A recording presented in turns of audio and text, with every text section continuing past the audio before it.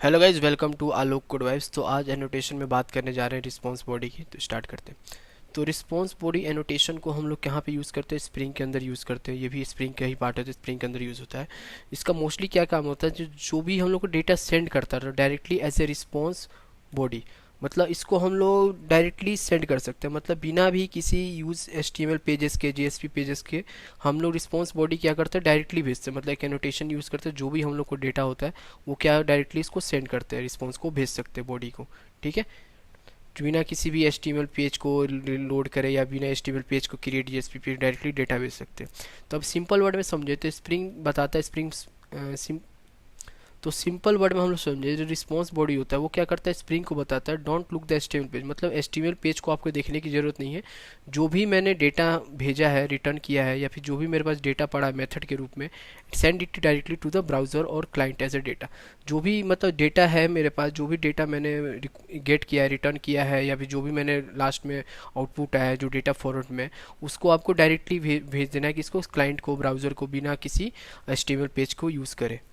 अब real life example से हम लोग इसको डिटेल्स में समझते हैं। तो जैसे कि आपने एक फूड डिलीवरी ऐप है ऑनलाइन, ठीक है। समटाइम्स क्या होता है कि जब ऐप का आपको ब्यूटीफुल पेजेस, मतलब आपके जो यूज़र होता है ना, उसको बहुत से अच्छे अच्छे पेजेस दिखते हैं, ठीक है, और डिटेल्स लाइक वेबसाइट पे आपको ऑर्डर करने के लिए। मगर मोबाइल ऐप में क्या होता है ना, ये सब चीज़ें नहीं होती है, क्योंकि मोबाइल ऐप का जो स्क्रीनिंग साइज होता है ना बहुत छोटा होता है। तो ऑर्डर रिक्वेस्ट करते हैं, ठीक है, तो इसमें हम लोग क्या करते हैं, raw Jason data, not a web, जो भी हम लोग को ऑर्डर करना रहता है, जो भी हम लोग को रिक्वेस्ट भेजना रहता है ना, वो हम लोग क्या करते हैं, ऑन क्लिक करते हैं, जैसे सेलेक्ट करते हैं 1 पीस और 2 पीस आइटम को सिलेक्ट करते हैं, और उसको डायरेक्ट क्लिक करते हैं। वो डेटा क्या था, दिखाता है, नंबर दिखाता है कि इतना प्राइस, उसमें कोई HTML पेजेस नहीं दिखाते, यूनिक पेज मतलब अट्रैक्टिव पेज नहीं दिखा, बस वो डेटा दिखाता है कि ये आपने सेलेक्ट किया, और वो क्या करता है, सेंड हो जाता है। तो बिना कोई जेसन या फिर HTML पेज को यूज़ करे। अब ये काम कैसे करता है, अब इसका एग्जांपल समझेंगे। पहले विथआउट रिस्पॉन्स, मतलब अगर बिना रिस्पॉन्स बॉडी हम लोग डेटा भेजे तो कैसे जाएगा। तो जैसे कि बिना रिस्पॉन्स बॉडी के आपको होम कंट्रोलर का क्लास बनाना पड़ेगा, उसको कंट्रोलर नोटेशन देना पड़ेगा। अब यहाँ पे गेट मैपिंग यूज़ करेंगे, ठीक है। अब गेट मैपिंग से क्या कर रहे हैं, हम लोग डेटा को ले रहे हैं, गेट कर रहे हैं, ठीक है। तो जैसे कि हम लोगों ने एक वेलकम मेथड बनाया है, वेलकम, जिसमें रिटर्न कर वेलकम, ठीक है। तो ये क्या बना रहा है, जैसे कि हमको वेलकम चाहिए, ठीक। अब वेलकम हम लोग को चाहिए, तो हम लोगों को वेलकम दिखाने के लिए एक वेलकम HTML का एक टेम्पलेट बनाना पड़ेगा, ठीक है। क्योंकि हमने यहाँ पे कोई रिस्पॉन्स बॉडी का यूज़ नहीं किया, गेट मैपिंग के बाद कोई रिस्पॉन्स बॉडी बॉडी का यूज़ नहीं किया है। तो हम लोगों को क्या करना है कि HTML और JSP फाइल नेम के साथ एक वेलकम का HTML पेज बनाना पड़ेगा, ठीक है। तो ही ये क्या हमको रिटर्न कर पाएगा। अब हम समझते हैं कि रिस्पॉन्स बॉडी से हम लोग को वो HTML का काम ही नहीं करना पड़ेगा, जो हम लोग बिना रिस्पॉन्स बॉडी के करने वाले थे। तो जैसे कि हम लोगों ने रिस्पॉन्स बॉडी यूज़ किया, सेम क्लास है कंट्रोलर, होम कंट्रोलर, यहाँ पे भी सेम चीज़ को रिटर्न करा रहे, गेट मैपिंग यूज़ कर रहे हैं, वेलकम, और इस यहाँ पे एक रिस्पॉन्स बॉडी एनोटेशन यूज़ किया। अब रिस्पॉन्स बॉडी क्या करे, वेलकम टू आलोक कोडवाइस को रिटर्न कर रहे हैं, ठीक है।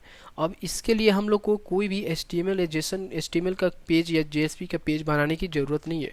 ये क्या करेगा, सीधा हम लोग पोस्टमैन में जाएंगे और ये सीधा हमको रिटर्न कर देगा, ठीक है।